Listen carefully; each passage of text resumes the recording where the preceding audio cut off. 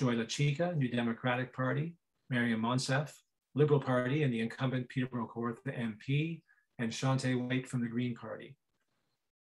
They will answer the first question in that order, and I'll switch things up for the following questions. So, Michelle Ferrari, we start with you. And the first topic is carbon drawdown. In spring of 2021, Canadian Parliament passed the Net Zero Emissions Accountability Act.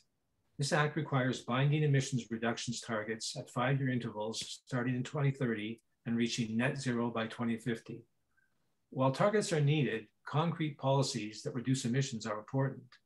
What are 2 key policies you support that will ensure Canada sufficiently reduces emissions by 2030 and to net zero by 2050? Thank you so much for the question, and thanks for having us here tonight. And thank you to my fellow candidates.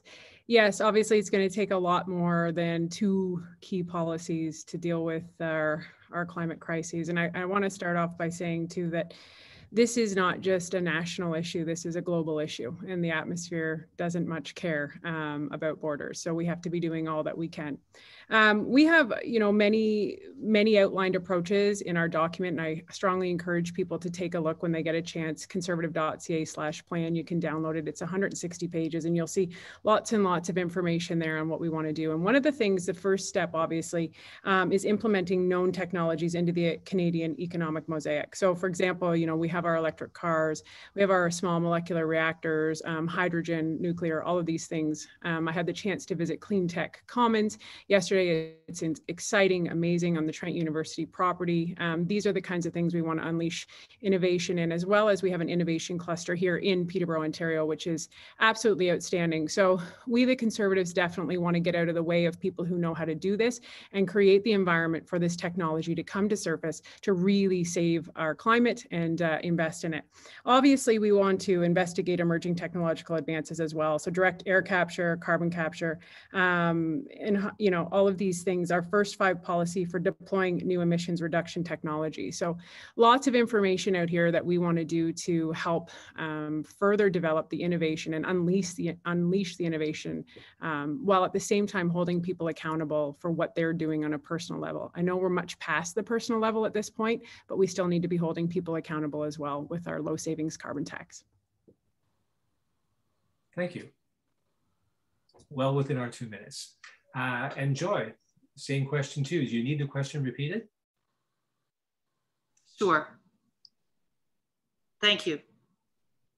I'll take a repeat of the question. Thanks. What are the 2 key policies you support that will ensure Canada sufficiently reduces emissions by 2030 and to net zero by 2050?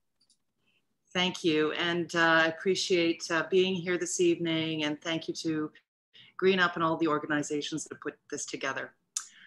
As for the Net Zero Emissions Act, we know that it's come forth out of a lack of reduction of our carbon emissions, and it really creates a mechanism of legally binding governments to reach measured targets incrementally in order to arrive at 2030 by a target of cutting emissions by more than half and meeting that 1.5 degree target. We know that what the New Democrats have recently proposed around public transit is a policy that will be really effective.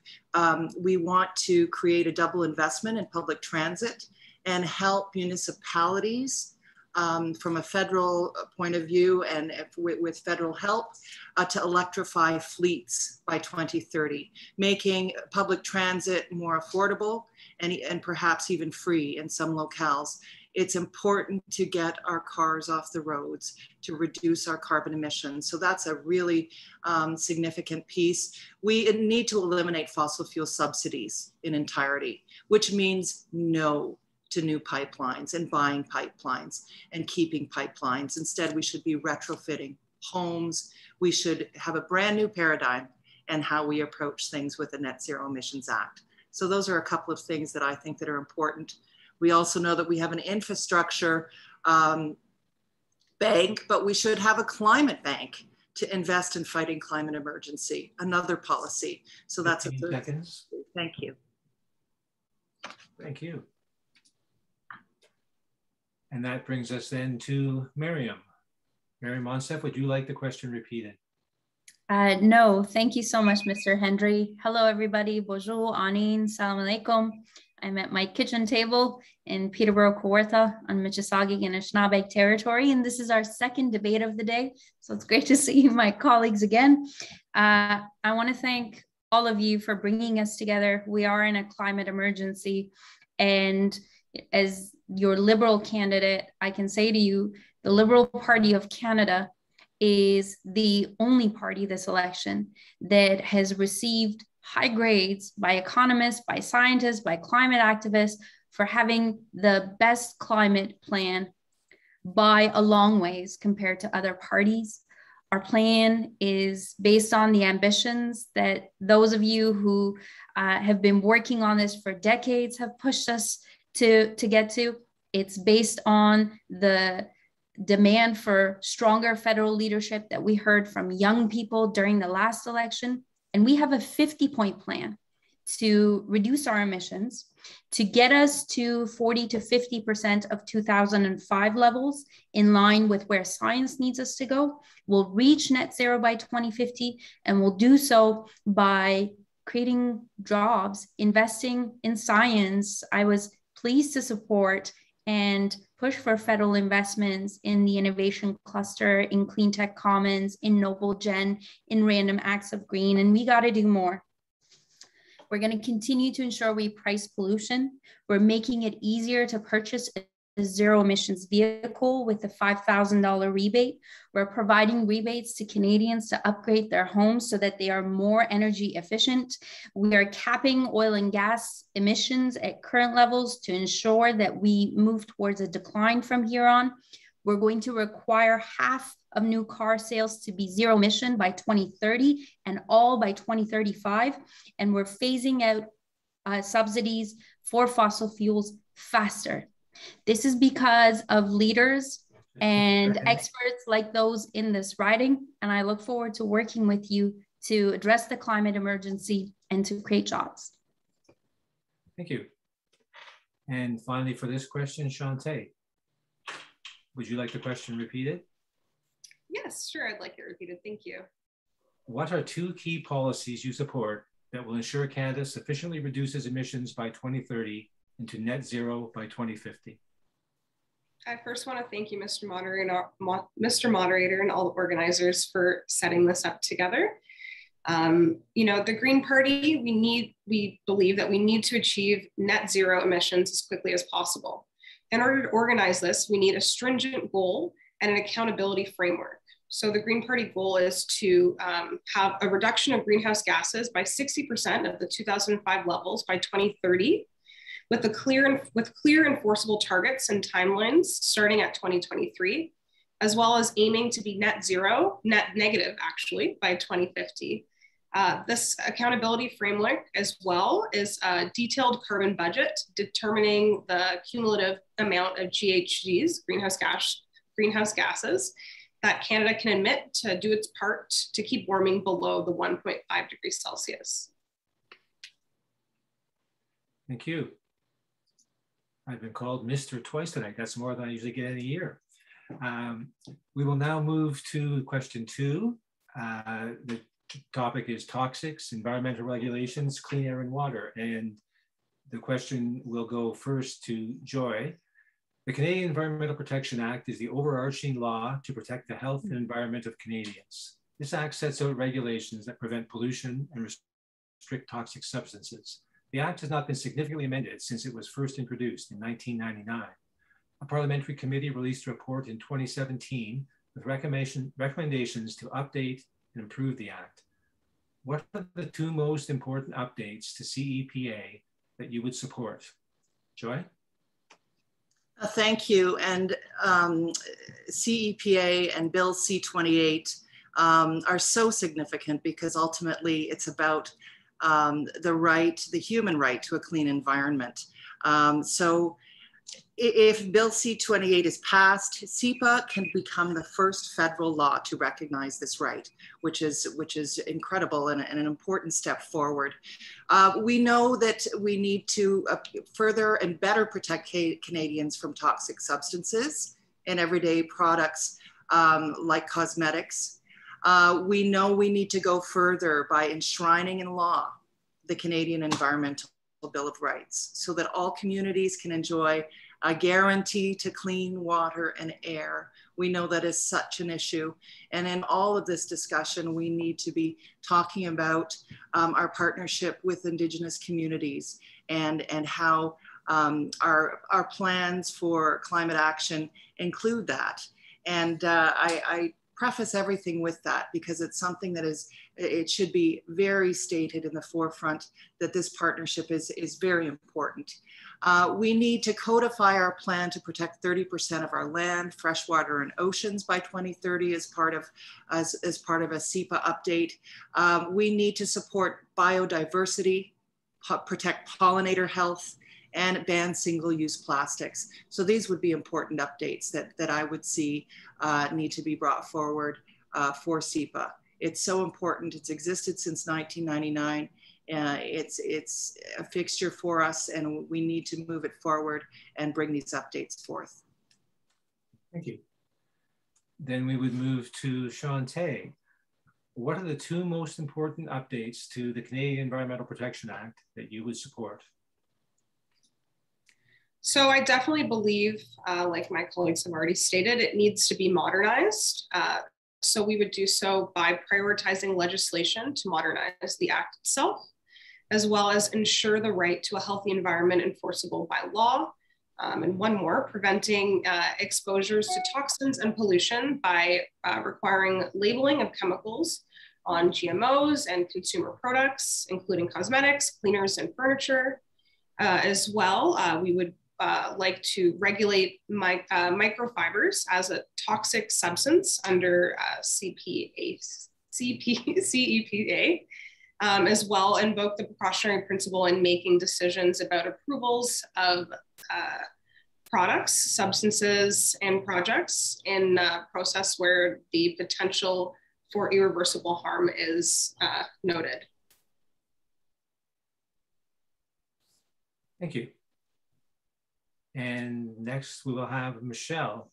What are the two most important updates to the Canadian Environmental Protection Act that you would support?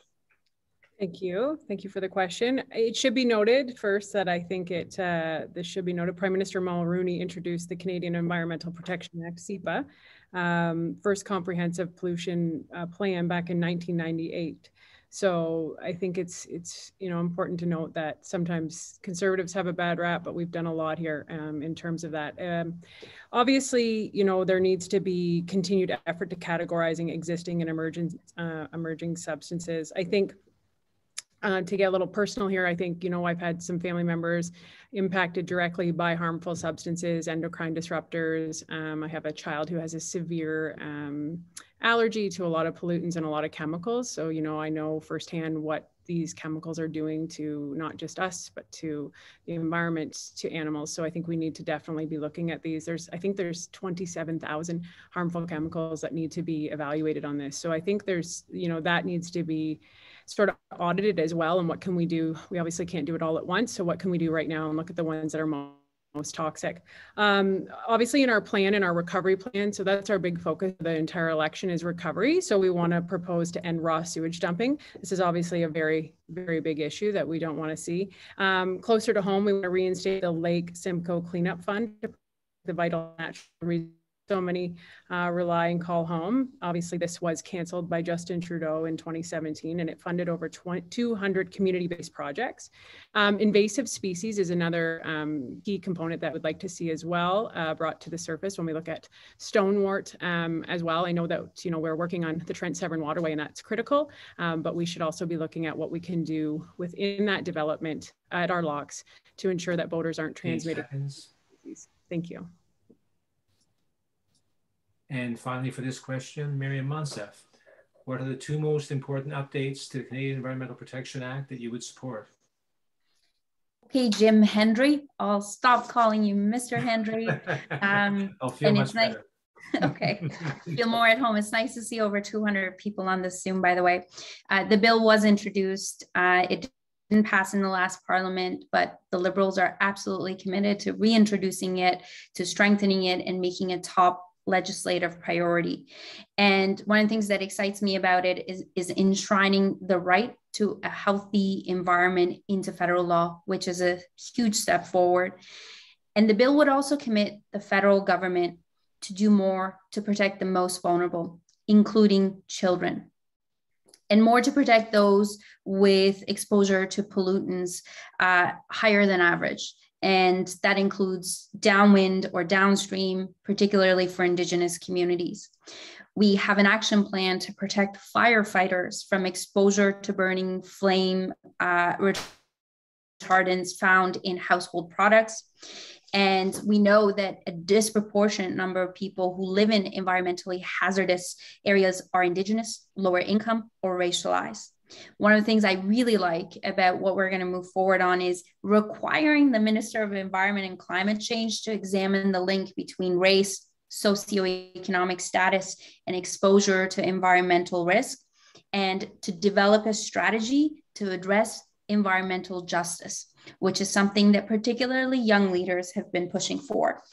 In addition, there is an opportunity to show strong leadership on banning harmful single-use plastic items, ensuring that producers are more responsible for their packaging waste, and requiring increased recycled content in packaging. So there's more, but you asked for a couple and I gave you a few. That's very great. Thanks very much. You were dead on time.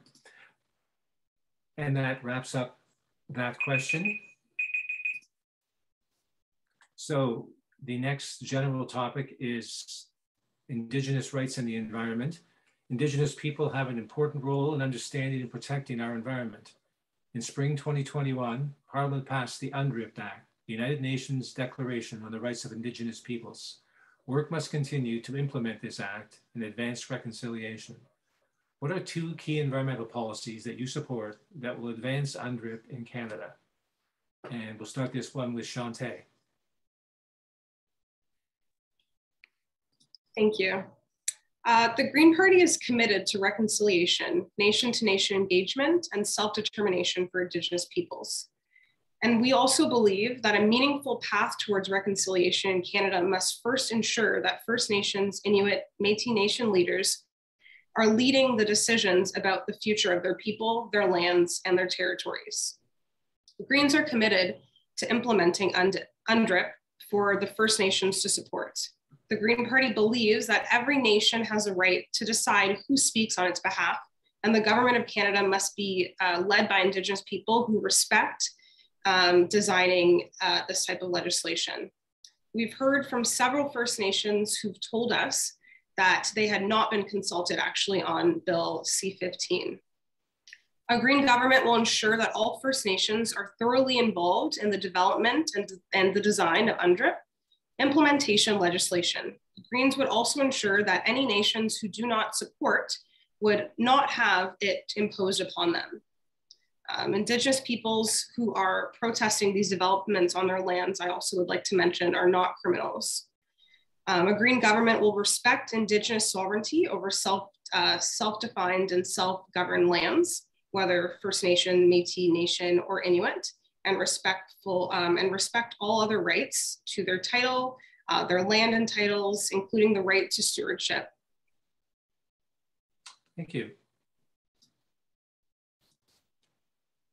And the second participant for this question would be Mariam Monsef.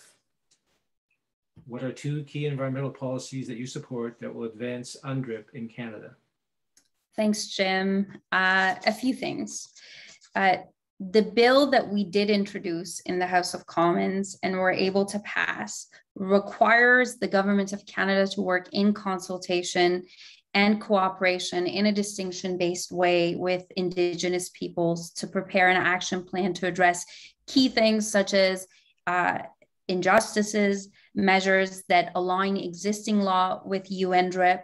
And moving forward, a re-elected Liberal government will ensure that the whole of government approach to Undrip is part of every single cabinet minister's mandate letter. I can tell you, if something's not in a minister's mandate letter, it is not likely to get done. So this will be big, and it sends a big message to the whole of machinery of government.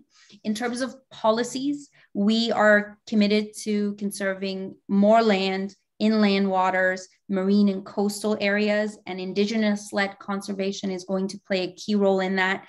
As stewards of lands, waters since time immemorial with deep knowledge, we believe that an investment of $340 million in new funding to specifically support Indigenous leadership in nature conservation is going to be key.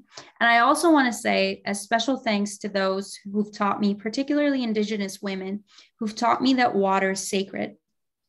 You asked for a focus on freshwater, and because of your effective advocacy, a re-elected Liberal government will move forward to establish a Canada Water Agency to safeguard our fresh waters and modernize the Canada Water Act to reflect our freshwater reality, including Indigenous water rights and implementing a strengthened freshwater action plan and more.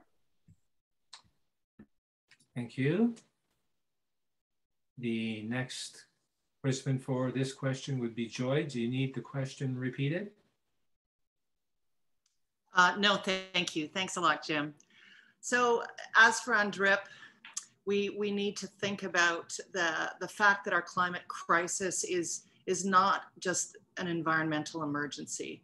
It threatens the traditional food sources and the very survival of some Indigenous communities. We know in the West, there has been tremendous drought, there's been food shortage, and this creates, migration and hunting changes of areas. Indigenous peoples have intimate connections to their homelands, territories, and to their resources, and have provided stewardship, and they're best placed to protect cultural and biological diversity through control over their own territory. So absolutely, the NDP believes fully that Indigenous sovereignty and self-determination are of the utmost importance. We need to recognize inherent rights, pardon me, title and treaty rights, that's Rosie, will be at the heart of our approach to climate change.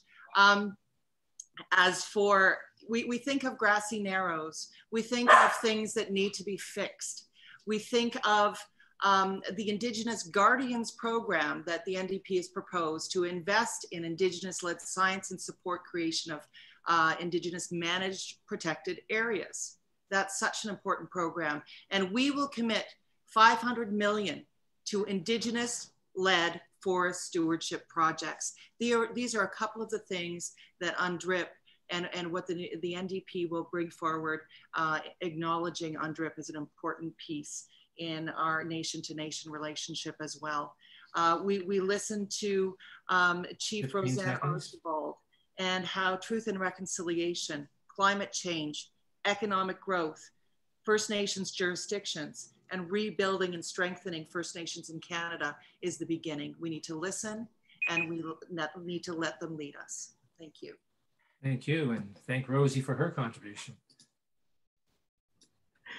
Okay, that was fine. My cat often jumps in on Zoom calls. The next area is the federal role in low carbon transition. Under our Constitution, provinces are responsible for natural resources and energy. Jim, I think we missed out Michelle on that question. Oh, I'm sorry. Michelle, my apologies. That's okay. We were That's fine. I'm glad that someone else's dog interrupts them when they're trying to do Zoom. Makes me feel better. Yeah, I actually thank you for the question. Thanks so much. I think I would echo greatly what Shanti and Joy have said, and the Conservatives have definitely said, we would like to work in collaboration by letting Indigenous take the lead on their issues. And I think that's really it. I think on a local level, when we have somebody as incredible is Chief Emily Wheatung. You know, this is a woman who got a class action suit done in 18 months to get fresh drinking water. Most class action water suits take years.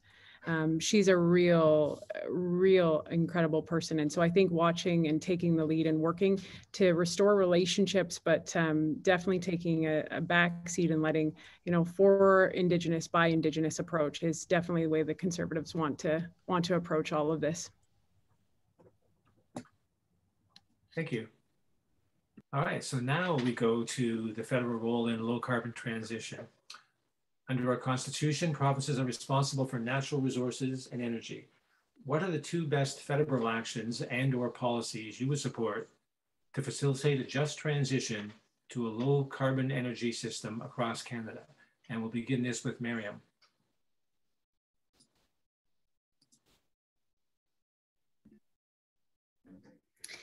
Thank you, Jim. I share the admiration for Chief Wheatung and all the great Indigenous women who've led Curve Lake First Nation before her.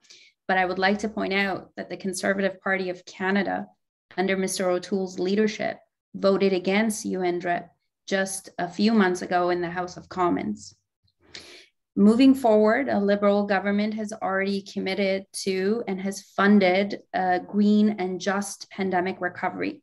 Since last September, we've invested more than $50 billion towards a green recovery from the pandemic.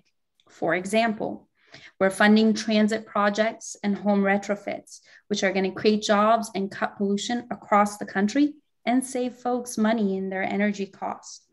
Only Liberals know how to protect the environment and create jobs at the same time.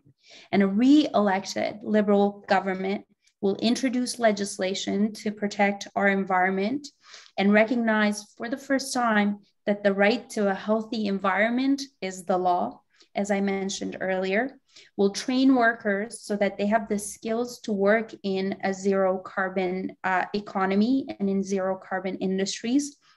And we'll protect workers by advancing Canada's first just transition legislation to support local and regional diversification strategies for Alberta, Saskatchewan, Newfoundland, and Labrador in collaboration with labor groups, Indigenous leaders, investors, and environmental leaders.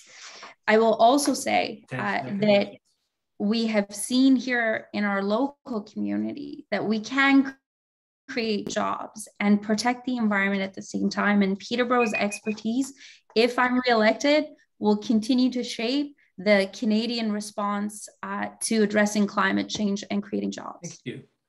And next we'll go to Michelle. What are the two best federal actions and/or policies you would support to facilitate a just transition to a low carbon energy system across Canada? Jim, I want to point out too that Navius is an incredible organization. So Canadian leaders in quantifying the impacts of energy and climate policy, Navius simulated the expected outcome of our plan using a model that accounts for all economic activity in Canada. This model is used by most provincial governments and the federal government to assess the impact of climate policy. Navius found that our plan, the Conservative Party of Canada plan, would be expected to achieve substantially the same emission reductions by 2030 as a healthy environment and a healthy economy. So we would bring more jobs in doing it. So I want to talk about a couple things that we are looking to do. Obviously, you know, when you want to solve one problem, sometimes you often create another problem. So we've got to be very innovative in how we're going to do that.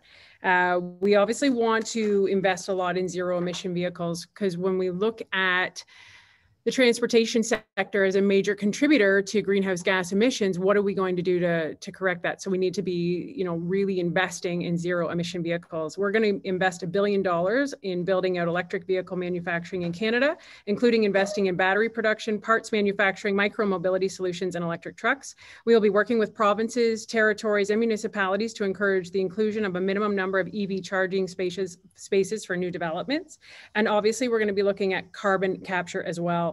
We'll be investing $5 billion in CCUS. So lots of work to do. And again, on a local level, we have some incredible initiatives here that we're working on as well. Thank you.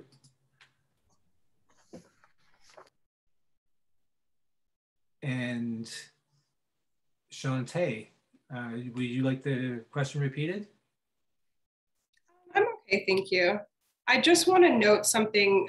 We've known that climate change is an issue for many years. We've had liberal and conservative governments for over 100 years, but yet nothing has been done. So I think that's just really important to note. We have the Trudeau Liberals buying a pipeline in the middle of trying to counter the effects of climate change. Again, that doesn't really solve the problem at all. The 2021 Green Party platform lists a large number of actions that the federal government can take in that shift to a clean green economy. One of the ways that we would do so is through the retrofitting of all the buildings in Canada so that they can be net zero. This would help benefit the economy because we'd bring in green jobs. We would also be investing in local sectors as well as local talent. As well, we would help subsidize all of this through a guaranteed livable income. Through the creation of a comprehensible guaranteed livable income for every person in Canada, we would help, again, strengthen our economy as well as the people who are reliant on social services. We already have services like this for seniors as well as persons under 18. It's time that we take care of all the Canadians so that no one gets left behind. Thank you. And finally, for that question, Joy, what are the two best federal actions and/or policies you would support to facilitate a just transition to a low-carbon energy system across Canada? Thank you, Jim. And just with the context of being so behind in the last 6 years, we're the country of the G7 that are the furthest behind in reducing our carbon emissions. And in fact, our emissions have increased over these 6 years of a Liberal government. So we don't have time to waste, and we don't have time for gradual transitions to a green economy. Our action needs to be swift. We do need to retrofit our older buildings. This will create a new good jobs infrastructure. We know that in our old homes here, some of them in Peterborough Kawartha, we have gas. We need to transition that to electric in our heating and cooling systems because that is a great energy expender. The Greener Homes Grant will be so important. We know that working municipally in terms of a transit template that makes more sense so that people are drawn to using transit more. That's already happening here in the city of Peterborough. It's wonderful. And organizations, green organizations are working together to make that happen. It's been great to be part of the host of people listening and participating in that. We also look forward to the new cycling trails and that is a primary means of transportation for folks in Peterborough Kawartha. It's a beautiful place. We can get from A to B, not using our vehicles that burn fossil fuels.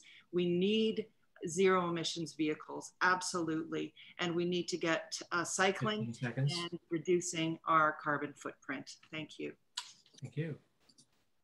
Well, those are the 4 pre-submitted questions that the candidates had seen in advance. And now we'll start with some of the questions that were submitted either in advance of by participants or during the debate tonight. Question number 5, and Michelle, I'll let you know you'll be going first on this one. We know that climate change is a global problem.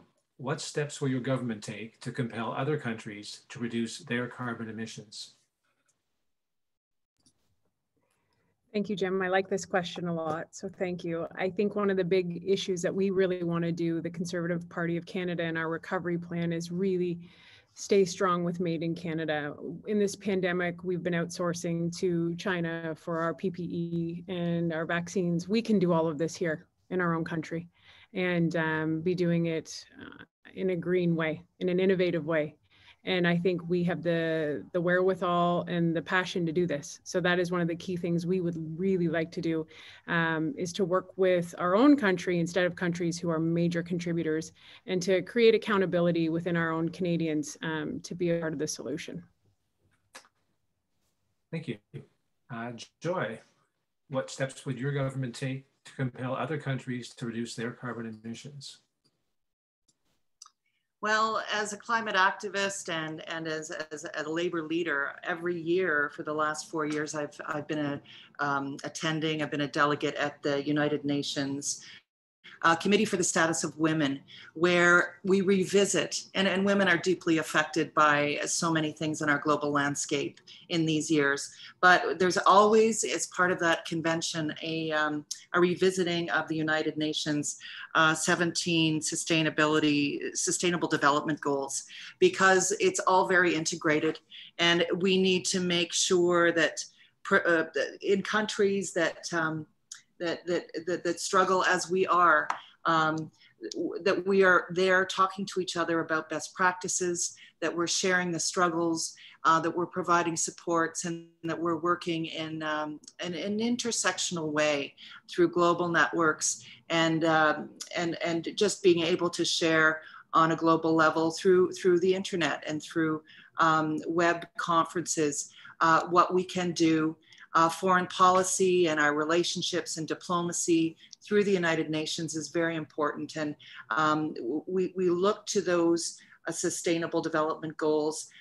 That's where the Paris targets came from, and that's how we incrementally measure where we're going. So I look forward to continuing to be part of that process, and being a part of a platform and just a group of folks and countries that care deeply, are impassioned, and have a vision for this more than anything else. If we can't save our planet, we can't do the political action work that we need to do to save humanity and our own communities. We need to save our planet first. It's the most important thing we could ever do. So I'm committed to that. I want to be part of that going forward and have those global conversations in an ongoing way. Thank you. Miriam, what steps will your government take to compel other countries to reduce their carbon emissions? Well, we've been at the COP table, and those of you who know Catherine McKenna have seen her push. When we hosted the G7, Canada ensured that we had a separate table, especially for women. She called it Women Kicking It on Climate. And Rosemary Ganley represented Peterborough Kawartha at that table. Our trade agreements, including the new NAFTA, include a provision around environmental protection. And as someone who led Canada's delegation for the Commission on the Status of Women at the United Nations on several occasions, I can tell you that not only are we creating space for this conversation with the Global South and the Global North, but we've also worked hard to create space for Indigenous leaders, Canadian Indigenous leaders at the UN, to make sure that these conversations are happening in a good way. Additionally, and perhaps most importantly, Canada can lead by example. When we put a price on pollution, when we invest in green tech, when we support workers across the country through the transition, when we show that we can create jobs and protect the environment at the same time, that lets the rest of the world know that there is a way forward to protect the environment, protect our planet, and grow the economy at the same time. Thank you. And finally, on this question, Shantae, what steps will your government take to compel other countries to reduce their carbon emissions? Thank you for the question. We definitely believe that we should, like Miriam just stated, lead by example. By putting a price on carbon and putting a price on certain goods imported from other countries that have weak greenhouse gas emissions reduction policies and practices, or that have policies below acceptable baselines. CBA would also have several key advantages, such as enhancing the competitiveness of North American firms that are more energy efficient than their global competitors, as well help prevent the relocation of industrial production and thus greenhouse gas emissions to where climate policies are weaker. As well, it incentivizes other countries to effectively price their own carbon as a way to keep those revenues rather than allow Canada or the US to collect them. Thank you. And we will move to question 6. And Joy, you will be the first to answer this. Alberta's economy is significantly tied to fossil fuel extraction. As Canada and the world transition away from fossil fuel as the primary energy source, how will your government help Alberta and families that currently rely on the fossil fuel industry to remain economically stable? Thank you. We've seen it begin.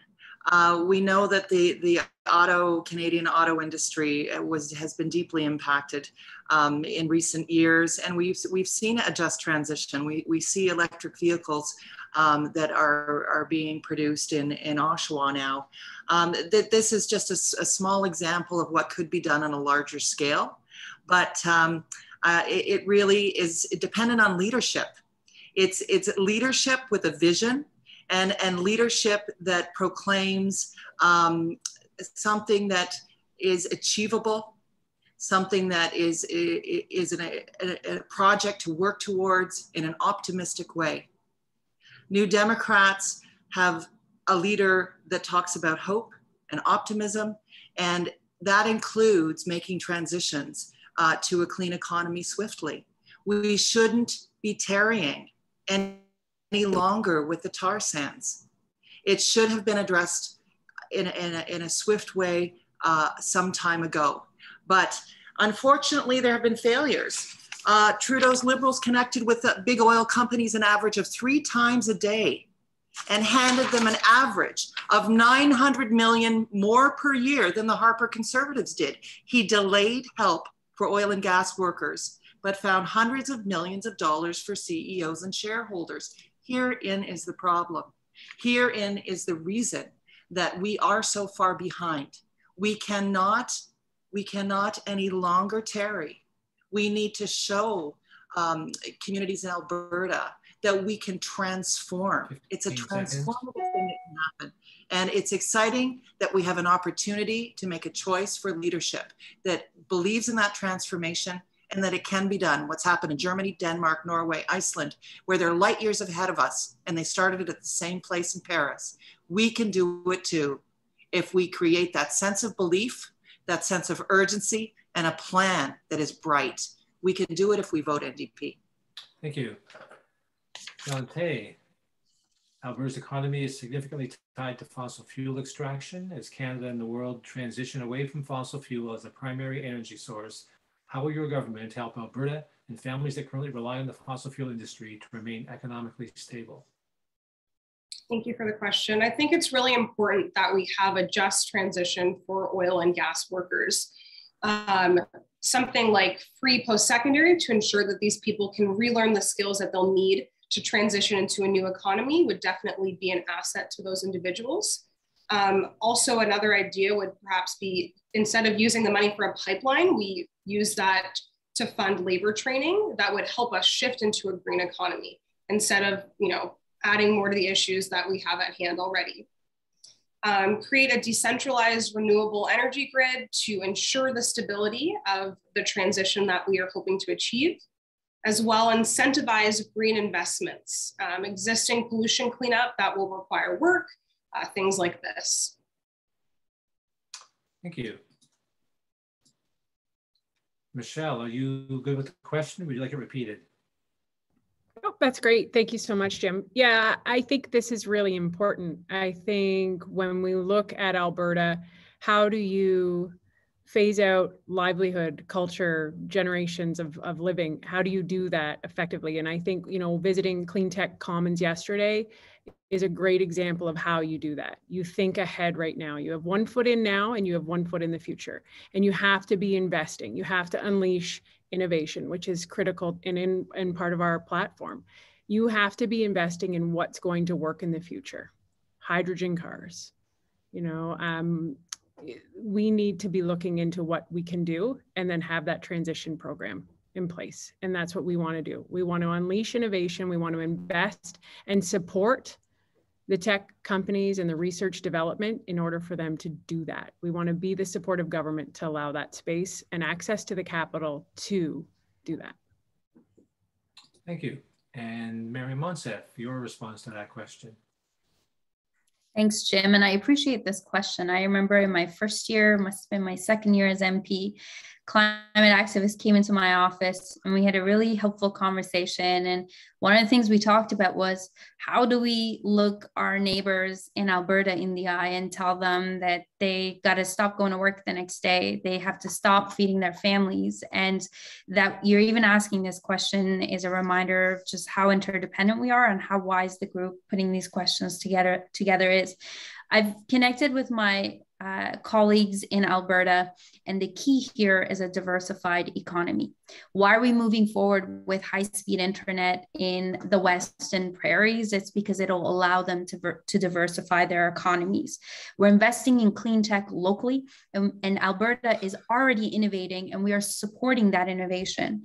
We're also reminding them by cleaning up orphan wells that they are part of Canada's transition, that they will not be left behind, and their economy can grow as we ensure a clean environment. Those electric vehicles are already being produced in Oshawa. Clean Tech Commons was invested in by a Liberal government. We're investing in transportation options, whether it's via rail here in Peterborough or transportation, active transportation and public transportation in Alberta. And the last thing I'll say on this, as the minister responsible for rural economic development, we are offering upskilling, reskilling, debt relief, and incentives for workers, including through the Just Transition Act that I spoke about earlier.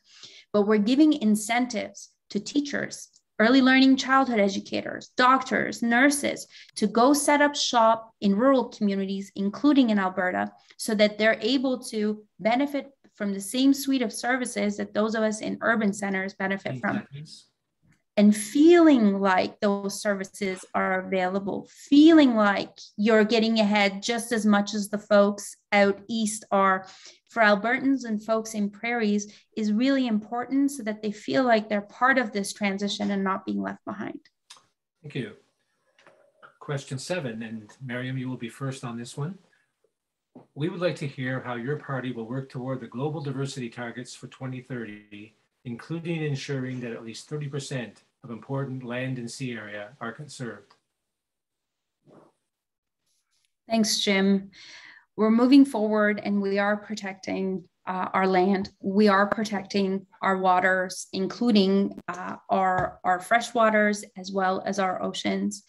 There is work happening here locally, and I'm really pleased that folks like the Kawartha Land Trust, for example, they showed up to Ottawa a few years ago, and they made a pitch to the federal government that if we invested in them and orgs like them, they'd be able to tap into the philanthropy and the climate concerns that local communities had and build funds that further support and conserve lands in our communities and across the country.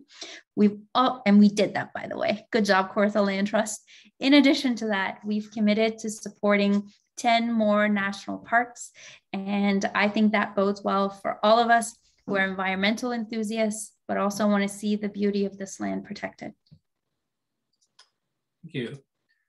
Michelle Ferreri, we would like to hear how your party will work toward the global diversity targets for 2030, including ensuring that at least 30% of important land and sea area are conserved. Thanks. Yeah, thank you, Jim. I think we're going to continue to do what we want to do in this recovery plan. And I think that we need to focus on getting our economy stabilized, taking care of what we need to do here. We have incredible, our riding in particular, Peterborough Kawartha, is exceptional, as is Canada from coast to coast. So we have incredible leadership at the helm with the Conservative Party of Canada to do that and to invest in what's working and to continue to help those that need it. I think there's a lot of work to be done, and we're here to do it. And I look forward to working with all of the organizations and across the country to conserve what we have, but also invest in the innovation and technology to look forward into the future to build a stronger economy so that we have even more to invest in our future. Thank you. And Shantae, your plans for preserving biodiversity.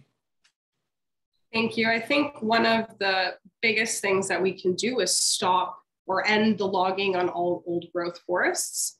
as well as supporting Indigenous protected areas. Miriam commented about how they're doing their best to protect freshwater sources, but I just want to make everybody aware again, there are children on Curve Lake Reserve who still don't have access to fresh water. They're in the water every day fishing and, you know, boating and enjoying themselves, going about their daily lives, but yet they can't drink the water. So it's really important that we are supporting Indigenous peoples, protecting their areas, ensuring that there is no contaminants going into their water sources. As well, we would like to restore most negatively affected ecosystems, such as wetlands.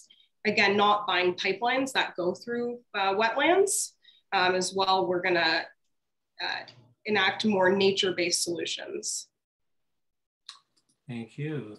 And Joy, your thoughts on this question? Thank you, Jim. You know, we have a tremendous task because we are in a pandemic and we're rising together like never before while a climate emergency escalates. So emphasizing the working together is really essential, and it's important, and we appreciate the dialogue around all of these issues so that we can work together on all levels of government, no matter who is elected. Earlier we discussed that you know, water, clean air, water, all of that is so important, and we think about flow of water, and the Council of Canadians is here, and I think of Water on the Table and Maud Barlow and all the work that she did to educate around the tar sands and the rivers that flow, and how over time there are toxicity issues that we need to look at, and grassy narrows, and the protests that happen there because of what hasn't been put right yet. There's a lot of work that has to be done to reconcile. There's a lot of work to be done moving forward. And I think that the legislation that we have in terms of the Canadian Environmental Bill of Rights to ensure that our communities can legally enjoy a right to clean water, land, and air will create a mechanism for accountability for governments, for communities, for everyone that uses the water and breathes the air. We want to support biodiversity in the NDP. We have to ban single-use plastics. It is an urgent situation in our oceans, as we see. So as New Democrats, we look forward to building that together in Ottawa and in our local community. Thank you. The next question, Shantae, you will be up first on this one. How will you work to implement Indigenous-led protected areas and harvesting practices, particularly in light of the 2018 Williams Treaty settlement in this territory? Thank you. I think it's something that has already been stated as well. Working in collaboration with Indigenous peoples to ensure that their needs are being met, and it's not just the government telling them what needs to be done or what needs to change. As well, we believe that by supporting them in the industries that they are pursuing, it will help strengthen them and give them more self-autonomy and self-determination in their communities. Thank you. Miriam, how will you work to implement Indigenous-led protected areas and harvesting practices, particularly in light of the 2018 Williams Treaty settlement in this territory? That's a really important question, Jim. And I was pleased to be part of the effort to make sure that the settlement of that treaty happened. And I'll continue to take my lead from Indigenous leaders in Williams Treaty. The issue of Minoman particularly has been one that my office and I have been involved with since the very beginning, with Parks Canada, with the cottagers, but of course with Indigenous communities as well. And Parks Canada is leading that effort as we speak, but we've ensured that the minister responsible for environment and climate change is keenly aware of what this means.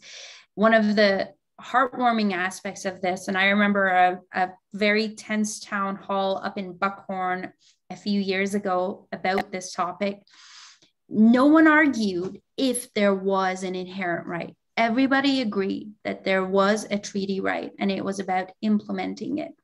So, you know, I will commit to continuing to stay on the right side of history on this, to protect our community and make sure that we move forward in a good way. And I'll take my lead from Indigenous leaders, particularly those who are part of the Williams Treaty. Thank you. And Joy, your response? Do you need the question repeated? No, thanks, Jim. So certainly relationships and nation-to-nation relationships and conversations and relationship building is so important. And if I were elected MP, I would absolutely make every effort to extend that and make that happen on a regular basis. It's so important to work jointly with our Indigenous leadership in Williams Treaty territory for planning climate emergency management strategies, dealing with floods and wildfires should they occur. And we know that, you know, tornadoes have been tearing through areas not so far from us. We need to talk about how we're going to deal with climate emergency management and what we will gain from Indigenous traditional and ecological knowledge will be so helpful to all of us. And it will help us to improve our existing infrastructure, and it will help us develop new infrastructure and support response efforts as we go forward into the future together. So that relationship, that nation-to-nation partnership and ongoing conversation will need to be important to address everything that lies ahead.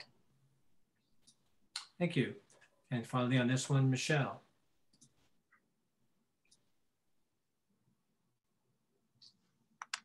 Thank you, Jim. This has been a heated topic in our region for a long time. And it is something that I've covered extensively through my journalism and also just as a person who lives in this community.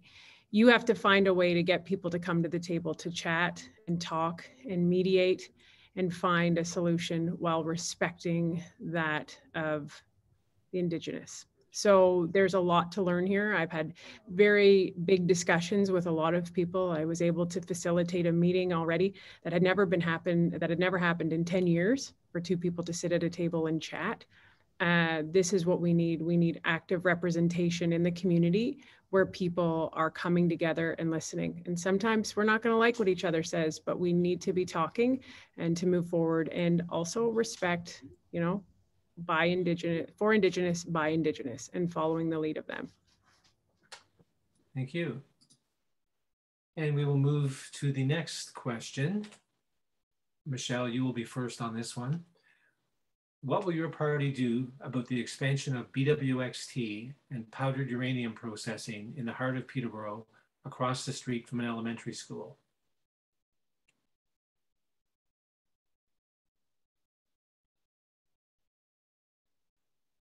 Sorry, Michelle, did you hear that? You're up first on this one.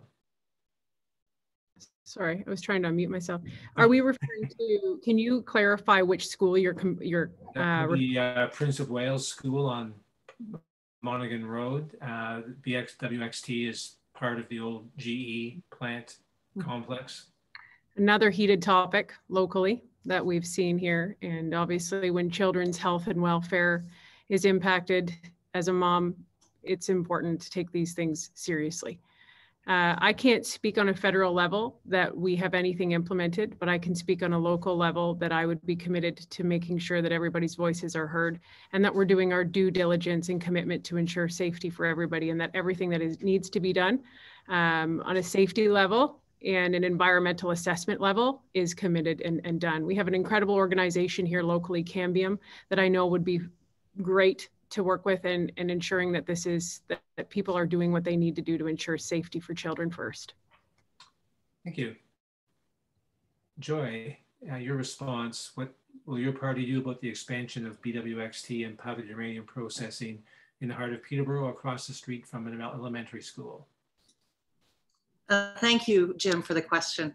The NDP plans to reach net zero electricity without nuclear power Locally, it's important to note that BWXT is not directly fuel production for Peterborough. Pelleting is the one component of a larger supply chain, as we know, which is dominated by companies like Cameco, that was once a Crown corporation. And this Crown corporation was sold off by Mulroney, and that hasn't been reversed by successive Liberal and Conservative governments. So here we are.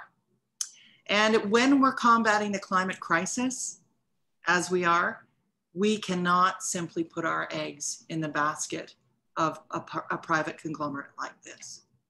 And that's what I can state around that as a New Democrat. We're concerned. Thank you. Miriam, your response to that question. Thank you. And when this issue first came up, my commitment to the local group advocating for it was to create a space and make sure that the arm's length agency, BWXT and others heard from the neighborhood and those concerned.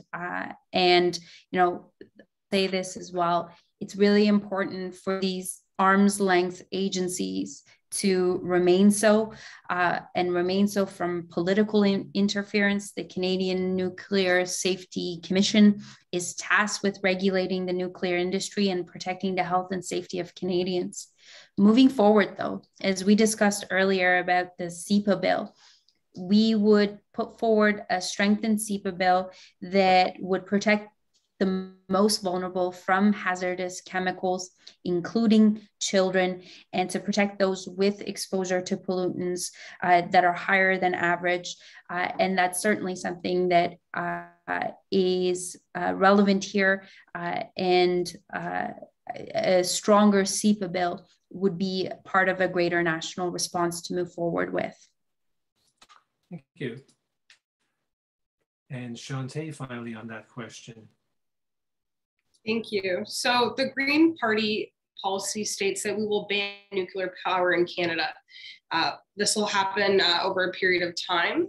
As well, environmental impacts assessments for small nuclear reactors, it's important to note there are none being done under the Liberal government. We need transparency around the issue, and children's health need to always be prioritized. Going back to the water crisis happening in Curve Lake, there are children who have never had fresh, clean water from their taps for longer than they've been alive. And they've finally come to an age where they're able to vote against the Liberal government to get their rights back in regards to freshwater resources. Thank you. We'll move then to the next question. Joy, you will be first up on this one. Would your party commit to funding a nationwide EV charging network, electric vehicles? Would it commit to a national EV mandate?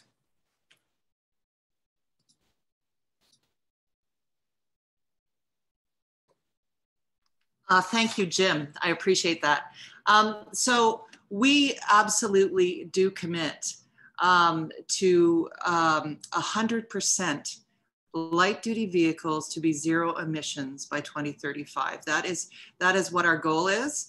And we know that, as I mentioned earlier, the fleet of transit systems that Jagmeet has talked about today actually is going to be something that of electric vehicles, buses, will be something that will be so helpful to communities. It's a sign of leadership and urgency in terms of making such a huge difference in terms of reducing our greenhouse gas emissions in a regular, systematic way. So absolutely. Thank you. Shantae, would your party commit to funding a nationwide EV charging network? Would it commit to a national EV mandate? Yes, we would. We would also propose to ban combustion single engines sales by 2030, as well as expanding on charging stations for electric vehicles. It's important that we invest in our infrastructure in order to support these transitions. And green vehicles on the road will definitely be more beneficial when it comes to cutting emissions and achieving those climate targets that the party has indicated already. Thank you very much. Michelle, your response on electric vehicles. Thank you, Jim. Yes, we will be investing $1 billion in building out electric vehicle manufacturing in Canada, including investing in battery production, parts manufacturing, micro-mobility solutions, and electric trucks. Thank you. And Miriam, you get the final word on this one. Thanks, Jim. Yes, and we're already doing this. In fact, jobs are being created in Oshawa to do that. I do want to address a few things that my colleagues have pointed out here tonight and address the misstatements. First of all, the SMRs and the robust regulatory approach to make sure they're safe, that's already happening. We can't get to net zero without that work.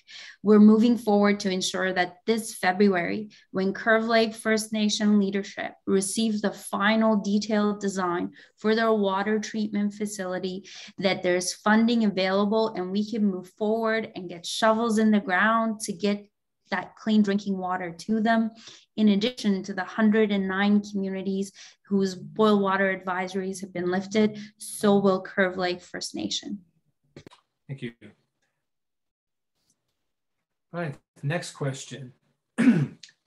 Miriam, you'll be first up on this one. Peterborough has declared a climate emergency. How would your party support our municipality in both mitigation and adaptation efforts?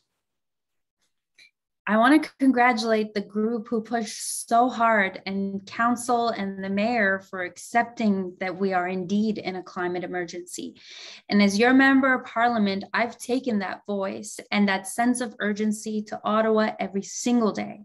And the result of that is a 50-point plan to curb emissions, to ensure that there is certainty for business and for families, and to get us to net zero emissions by 2050. Locally, we were able to make the case for why Via Rail should go through Peterborough, and we made that case effectively, and we are moving forward with that. Locally, we made the case for ZEVs, and I want to thank particularly Trisha Clarkson for her advocacy, as well as the advocacy for electric buses, because that work is now happening and well underway. This community pushed for a triple bottom line for our infrastructure investments, the $180+ billion infrastructure program, which covers up to 80% of infrastructure costs in communities across the country, including our own. And that's happening now, and Peterborough can be proud of that work. There's so much humble bragging to do on behalf of the people of Peterborough Kawartha and the contributions that you've made to our climate plan. It's the only plan that's going to curb emissions, create jobs, and bring the whole country along. And Peterborough Kawartha, you've had a big role in shaping that plan. And I'd be honored to continue to serve you and take your great ideas to Ottawa. I see Al and Linda Slavin are here as well. They represent a really important group of Canadians who are ahead of their time and decades ahead of the rest of us, pushed and brought governments along. I thank you for that and for all the ways that you've taught and mentored me. Thank you. And Michelle, how would your party support our municipality in both climate emergency mitigation and adaptation efforts? Thanks, Jim. I don't know how we can be proud if we're in a climate emergency. I'm not sure how those two things go together, but I think what we can do is continue to work with farmers who are focusing on regenerative farming and, you know, listen to the youth and continue to move forward with plans that actually help. And I think there are a lot of people doing great work here for sure, but we need to get ourselves out of this climate emergency for sure. And, you know, I had the luxury to go and visit with lots of amazing farmers here locally doing great groundwork, including Leahy's and doing regenerative farming, which I think is things we need to really look at. Thank you. Shantae, your response. Thank you. Sorry, thank you so much for the question. So the Green Party of Canada supports the charter city movement. If cities are to have the tools needed to develop long-range plans, for improved public transit and affordable housing, their decisions must be respected by provincial governments. They also require more than 10% of all taxes that are collected within their boundaries. With stable sources of additional funds, municipalities, large and small, will no longer have to struggle to do something like this. This would also ensure that we're better able to serve the people in these communities. Thank you. And finally on this one, Joy, how would your party support a municipality in both climate emergency mitigation and adaptation efforts? Thank you, Jim. I think complacency and discouragement, sometimes a lack of belief over time is an obstacle in terms of us moving this forward. I think that there needs to be, just like our youth who participate in Fridays for Future, and in the spirit of Greta, we need to proclaim it from the mountaintops, and we need to educate one another. There's an and I'm glad that the Slavens were mentioned. We need an intergenerational approach to the wisdom that and the energy that comes both directions, from youth and from those who are older, and can teach us things about how to activate and how to organize, who have the political analysis and can share that with us. We need to be teachable. We need to send the message. And we need to do some good grassroots organizing within all our communities. You know, in the labor movement, this is something that we do, and we need to do it around this climate emergency in a big way. We need to organize, we need to break patterns, and we need to educate. Something that could be published online so we don't waste paper, a green print, so that it can draw folks from different walks of life within Peterborough to see what we can do together. And it's amazing the work that's already being done around transit and around cycling, and around what is being offered from the federal government if Jagmeet Singh is elected, around fares for mass transit fleets electrified by 2030. This is something that will happen. If we have the political will and we elect people who are determined to make these changes happen quickly. Thank you. And then we will move to the next question. And Shantae, this will be yours first to answer. There are parallels, similarities among your platforms on climate change. If you agree, would you be willing to work together on federal level action in a coalition or collaborative framework for the sake of our children's future? Most definitely. Greens have never been resistant to working alongside other governments to get effective policies put forward. Like you stated, it's very important that we leave a clean, reliable planet for our children and our grandchildren. It's the youth that are inheriting the world, and it's important that we support them through things such as retrofitting buildings. Again, that'll help with jobs within the local economy. It'll help cut back on greenhouse gases as well. It's very important that we stick to these principles and work together if we need to do something like that to get a real plan across. Thank you. And Miriam, would you be willing to work together on federal level action in a coalition or collaborative framework for the sake of our children's future? Yes, of course. But that coalition cannot afford the debate that'll take place with parties that have yet to settle the debate on whether or not climate change is real. Thank you.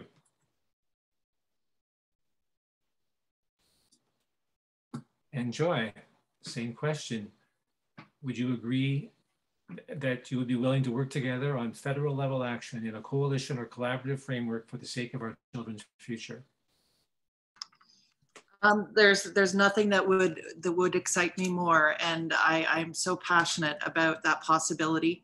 I have an 11-year-old, and when I took her to school yesterday, you know, I couldn't help but think about the future and all the things that we've been witnessing around us, and what a challenging thought that is with this landscape, but we can make a difference for the next generation if we collaborate together, if we strategize together. It has to be done together for the sake of our children, and not just governments. We need to work with the organizations, the nonprofits, the groups, the green groups, that have done so much of the legwork and the research and have done this together. We need to be part of that process. And it excites me, whether or not I'm elected, to be part of a process of community building around a transformed economy. And Peterborough can do it. We have the shells, we have the old buildings there to be retrofitted, and we can create good green jobs and create a sense of hope for our children that are here. I would love to be there for that. And I hope you think about that when you vote. And Michelle, your thoughts on collaborative framework for the future? Absolutely. As I said in the beginning, this is a global crisis, not a national one. There are no borders. We all need to be working together for a greater good. This is a one initiative, not a me versus them initiative. I want to point out to our Clean Buildings Plan as well. So we have a 2030 bonus that will provide an additional benefit for those buildings that complete their retrofits prior to 2030. Develop a net zero foundations program to begin putting in place the building blocks required to meet our net zero goals. And this will include continuing to develop the building codes and standards necessary to support net zero goals for both new builds and retrofits. Develop curriculum for trade schools and institutes that support building design and construction, improving certificate standards, and developing initiatives to pilot new technologies and solutions that will lower the cost and speed up the pace of retrofits, particularly residential retrofits. Thank you. Next question. We know that changing our habits on a personal or individual level is not enough to combat climate change. How can we get big businesses and the very wealthy to do their share? And Michelle, we'll start with you. Thank you, Jim. I think it needs to be leveled playing field, right? To be able to get things more affordable here in Canada, right? And I think that's our fourth pillar when we look at our recovery plan of securing Canada. What are we doing here locally in our national, in our country to secure that, so that we don't need to be outsourcing to countries that are massive contributors to greenhouse gases like China. So I think there's a big push for us to be able to do things here affordably. And to do that, we need to stabilize our economy, get things rolling, and make things a lot more affordable. Right now, the cost of living isn't doing that. So we need to make it more affordable. We need to get things stabilized, and we need to be able to do things in-house a lot more. We have the resources to do it. We have everything here in Canada. We have everything we need here in Canada to do it, and to do it well. Thank you. Joy, how can we get big business and the very wealthy to do their share on combating climate change? Well, in the NDP platform, we have a very integrated intersectional approach. We know that it's very important for the ultra wealthy to pay their fair share. And when that taxation is put in place, we can invest in things like national pharmacare so that businesses don't have to foot the bill. We can save families so much in a year, $500 a year. We can save on these things, on internet and cell phone bills, on student debt. We need to consider the things that are most debilitating for people in this pandemic, and consider how we can mitigate this through a tax system that's fair, so that those low wage earners are not being taxed in the same measure as the ultra wealthy are. We need to make sure that we do this, and this is the time to do it. If ever there was a time, it's now. You know, Canadian billionaire wealth went up by 78 billion during this pandemic, and huge tax breaks for those who are at the top, and we're paying the price in our communities. The disparities are becoming greater, and you know, climate and good jobs and green jobs and a good affordable housing, it's all connected. We need to take stock, and we need to realize that, you know, we are an organism as a community, and we need to take care of each other. And if we provide the mental health supports, if we provide the pharmacare and the therapies that are needed, 15 seconds. We will have, in the long view, an outcome that is healthier and supported, and people with better lives. We can't keep leaving people behind and allowing the disparities to become greater. Thank you. Miriam, your response? Thanks, Jim. First and foremost, we're going to continue with our regime to price pollution. So the more you pollute, the more you pay. Unlike the Conservatives, we're going to give more incentives and subsidies to those who pollute more. We believe the more you pollute, the more you should pay. I will also add that, you know, in this economy, the Liberal Party of Canada is the only party who is demonstrating a plan that can protect the environment, the health of our environment, and create jobs at the same time. And when you look at investments we've already made as a Liberal government in the Clean Tech Commons, in the Green Economy Hub, local companies like Noble Gen, Carbonics, Random Acts of Greens, we're showing that we can move forward in a green, clean way and create jobs at the same time. As for tax fairness, one of the first things we did in 2015 was to ask the wealthiest to pay more, and we reduced taxes for the rest. And moving forward, we're going to ask the big banks, the insurance companies who have made profits during the pandemic to pay a little more so that we can support social and other programs for our communities and for our country. Thank you. Shantae, you will close this one out. Thank you. I think it's important that we treat this as the climate emergency that it is. Our green economy is the only way forward for our future. So we need to stop funding fossil fuels and redirect that money to renewable sources. As well, we would like to close tax loopholes, ways that people are like having money elsewhere and not paying the taxes for it that they need to. The Green government will also apply a corporate tax on transitional e-commerce companies doing business in Canada by requiring the foreign investor to register, collect, and remit taxes where the product or service is consumed.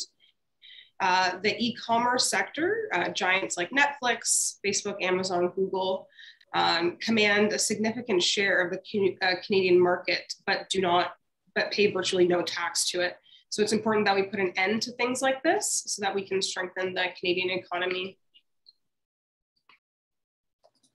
Thank you. We are approaching 7:30 and the end of the debate. So this will be our last question.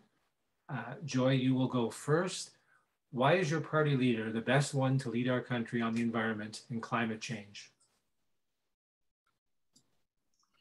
Thank you, Jim. Well, certainly we have a leader that is authentic and connects.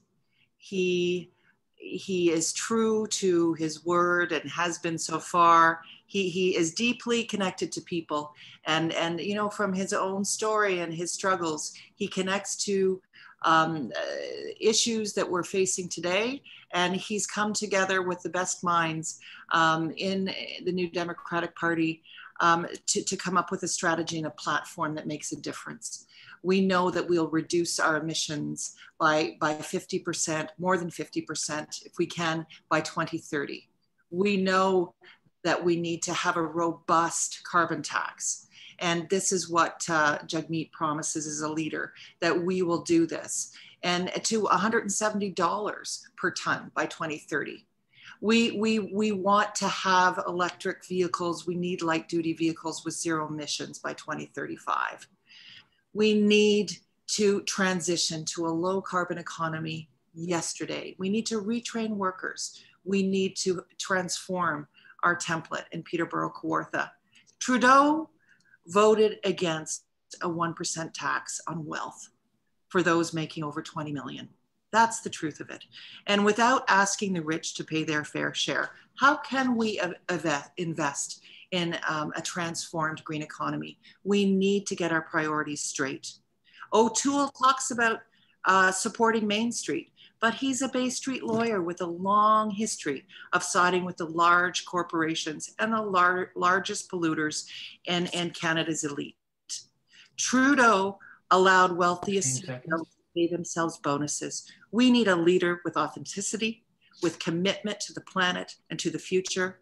He promises that he will do this. We need to give New Democrats a chance. Everything we see before us right now has not been achieved. And Liberals have had 6 years to prove it, and they haven't done it.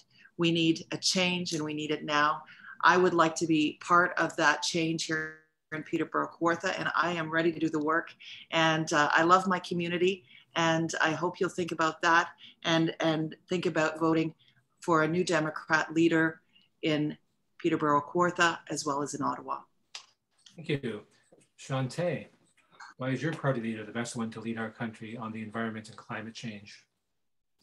Thank you. I think that Anna May Paul has proven that she is a strong professional with both international law experience as well as international and Canadian community connections.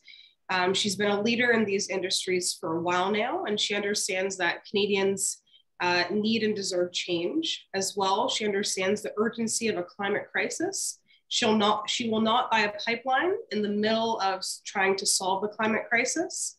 Anna May believes that we should ensure all communities are a part of the conversation and that Indigenous communities have sovereignty. She has a daring vision as well. She isn't afraid of challenges, and she'll work across party lines as well to address the emergencies at hand. We've seen that she doesn't only walk the walk, she talks the talk. Unlike some of the other NDP leader, she doesn't drive a 6-cylinder sports car. She's practicing what she preaches. And I think it's important that we recognize that.